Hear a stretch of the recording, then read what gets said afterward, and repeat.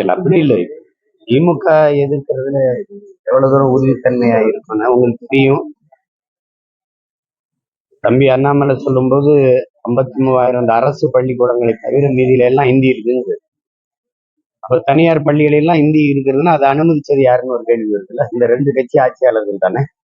இப்ப கேந்திர வித்யாலயா, நவோதயா, சிபிஎஸ்இ பாடத்திட்டம் மத்திய அரசு உதவி பெறும் பள்ளிகள் மத்திய அரசுக்கு ஏது நிதின்னு கேட்டு இப்ப நிலம் என்னது, நீர் என்னது, மின்சாரம் என்னது, எல்லா இதுவும் கொடுத்துட்டு இங்க என் தாய்மொழியை படிக்க முடியாத ஒரு பள்ளிக்கூடம் இங்க இருக்கு.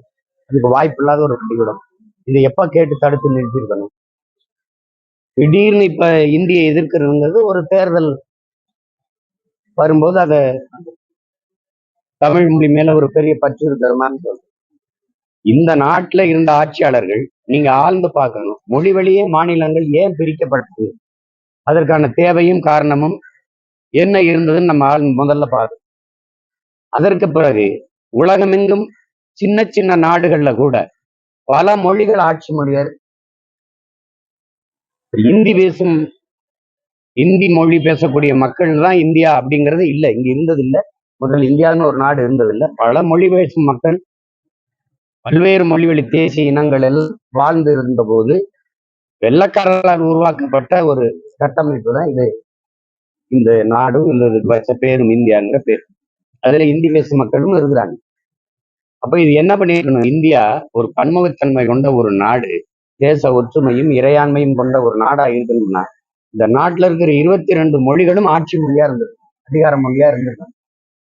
அது இல்லாம இந்தி தான் இந்தியாவின் மொழி அப்படின்னா அப்ப என் மொழி என்னாச்சு? நீங்க வரலாற்றுல உங்களுக்கு ஒரு படிப்புன்னு இருக்கு. இங்க இருந்து பாகிஸ்தான் ஏன் போச்சுங்கிறது உங்களுக்கு தெரியும். அதுக்கு காரணமாக மதம் இருந்தது, மார்க்கம் இருந்தது. அங்கிருந்து பங்களாதேஷ் ஏன் பிரிஞ்சதுங்கிறதுக்கு அதுக்கும் உங்களுக்கு காரணம் தெரியும். பாகிஸ்தானை பிரசவம் பார்த்து அனுப்புனது நீங்க, அங்கிருந்து பாகிஸ்தான்ல இருந்து பங்களாதேஷ பிரசவம் பார்த்தது நீங்க தான். அதுக்கு காரணம் உங்களுக்கு நல்லா தெரியும். அவன் உருது ஆட்சி மொழினானா என்னுடைய வங்காள மொழி என்னாச்சுங்கிறதான் சண்டை. அப்ப உங்க மொழி மேல உங்களுக்கு பற்று இருக்குன்னா அந்த மொழி எங்க மொழி மேல எங்களுக்கு பற்று இருக்கக்கூடாது, அது பேச தொடங்குன்னு சொல்றதெல்லாம் அதை ஏற்புடையது இல்லை. இங்க என்ன இருந்திருக்கணும்னா மும்மொழிங்கிறதுல எம்மொழி எங்க இருக்கு? தமிழ் படிக்கிறதுக்கே வாய்ப்பு இல்லாத ஒரு சூழல் உருவாகிட்ட பிறகு புதிதா ஒரு மொழியை கற்றுக்கணும். அது மும்மொழினா அது ஏன் அது எம்மொழியா இருக்கக்கூடாதுங்கிற கேள்வி உங்களுக்கு வரும், எனக்கு வரும், இதற்கு அது தெலுங்கருக்கு வரும், கன்னடருக்கு வரும், வங்காளிக்கு வரும், பீகாரிக்கு வரும், குஜராத்திக்கு வரும், மராட்டியனுக்கு வரும், தமிழன் எனக்கும் வரும். அப்ப இது என்ன வரணும், நீ எல்லா மொழியும் ஆட்சி மொழியாக்கு. எல்லா மொழிக்கும் எல்லா மொழியிலையும் பாராளுமன்றத்துல பேச முடியும்.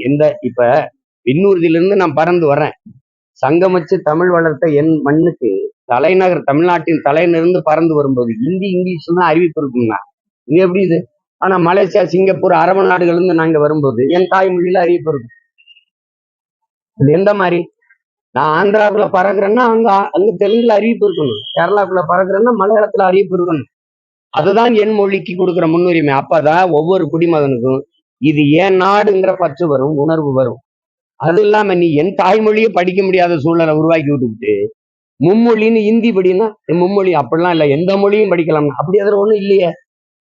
அப்படின்னா நீ பன்மொழி பயில்கன்னு வரணும். கொள்கை மொழியா ஏன் வருது? இந்த நாட்டுல எல்லா மாநில மக்களுக்கும் அவரவர் மொழி, அவரவர் தாய்மொழி கொள்கை மொழி. ஆங்கிலம் ஒரு பயன்பாட்டு மொழி.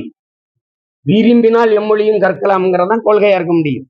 அது ஹிந்தி கத்துக்கலாம், போஜ்பூரி கத்துக்கலாம், அது பீகாரி கத்துக்கலாம், அது பஞ்சாபி கத்துக்கலாம், மராட்டியம் கத்துக்கலாம், ராஜஸ்தானி கத்துக்கலாம், பிரெஞ்சு கத்துக்கலாம், ஸ்பானிஷ் கத்துக்கலாம். எது உனக்கு விருப்பமோ நீ கத்துக்க அப்படிங்கிற சூழல் உருவாக்குறதுதான் சரியா இருக்கும். திரும்ப திரும்ப அதே நீங்க திமுக இந்த கட்சிகள் புதிய கல்விக்குழு எதிர்த்ததுங்கிறது ஒரு நாடகம். இல்லம் தேடி கல்வி எந்த கொள்கை திட்டத்தில் இருந்தது? இந்த புதிய கல்விக் கொள்கையில் தான் இருந்தது. ஐயா ஜவஹர் நேசன் அந்த கல்வி திட்ட வகுப்பு குழுல இருந்தவர் எதுக்கு வெளியில ஏறினாரு? இது புதிய கல்விக் கொள்கையை அப்படியே பின்பற்றுது, வேற பேர்ல. அதனால அதுல போய் நம்ம இருந்து வேலை பயனில்லைன்னா வெளியேறினாரு. அவர் கொடுத்த பேட்டியே இருக்கு. அதை அப்படியே ஏற்றுக்கிட்டு இந்த தேர்தல் வர நேரத்துல ஏதோ திடீர்னு தமிழ் வாழ்க, தமிழ் ஒழிஞ்சிருந்தெல்லாம் இவங்க நடத்துற பள்ளிக்கூடங்கள்ல தமிழ் பாட மொழியா இருக்கா? ஹிந்தி இருக்கா? தமிழ் இருக்கா? இது நாங்க உறுதியா இருக்கிறோம். இந்த மும்மொழி கொள்கை அதெல்லாம் இல்லை. மும்மொழினா எம்மொழி எங்கங்கிற கேள்வி வருது இல்ல. பன்மொழி பயில்கன்னு கொண்டு வா. எல்லா மொழியும் கத்துக்க, விருப்பம்னா கத்துக்கன்னு சொல்ல. நான் ஏன் தெலுங்கு படிக்க கூடாது? பக்கத்துல பக்கத்துல இருக்க மாநிலம் எனக்கு தெலுங்கு இருக்குது. நான் ஏன் கன்னடம் கத்துக்கூடாது? இந்தி தான் படிக்கணுங்கிற தேவை ஏன் இருக்கு? அந்த மும்மொழியில ஒம்மொழி ஏன் இருக்கு? அந்த கேள்வி யார்கிட்ட பதிலுக்கு? எம்மொழி ஏன் இல்ல அந்த மும்மொழியில? ஒம்மொழி ஏன் இருக்கு? இல்ல எந்த மொழியும் இருக்கலாம்னா அதே கொள்கை மொழியா வருது. அது விருப்ப மொழியா தானே வரணும். இது தேவையில்லாதது. இல்லைன்னா காசு தர மாட்டோம்.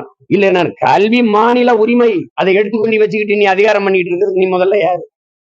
இதுக்குதான் போராடி நாங்க சுதந்திரம் பெற்றோமா? உன்ட்டு அடிமையா இருந்து மருத்துவத்தை நீ எடுத்துப்ப, கல்வியை நீ எடுத்துப்ப, எல்லா வரியும் எடுத்துப்ப. அப்ப எதுக்குதான் மாநிலம் வச்சிருக்கீங்க? மாநிலத்துக்குன்னு என்னதான் உரிமை இருக்கு? தன் மாநில பிள்ளைகளை படிக்க வைக்கிற உரிமை கூட ஒரு மாநிலத்துக்கு இல்லைன்னா நீங்க சொல்றதான் கேட்கணும்னா அவர் சட்டாம்பளம் மாதிரி இருந்துட்டு அவர் சொல்றதையெல்லாம் கேட்கணும். அப்படின்னா எப்படி இது எப்படி இருக்கும்? இது